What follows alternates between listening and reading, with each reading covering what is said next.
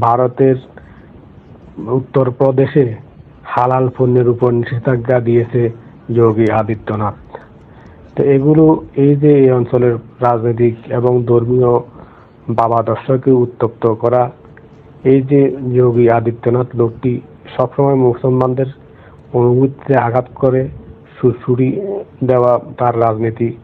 সে তার হিন্দুদের ভোট পাওয়ার জন্য এক এক সময় এক এক ঘটনা ঘটিয়ে থাকে।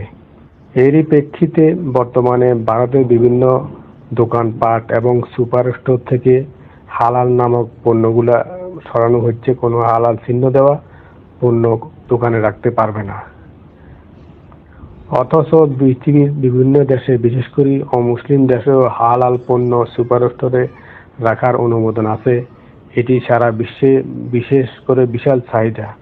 এটি শুধু মুসলমানরা না, অন্যান্য ধর্ম বিশেষ করে খ্রিস্টানরাও এই পণ্য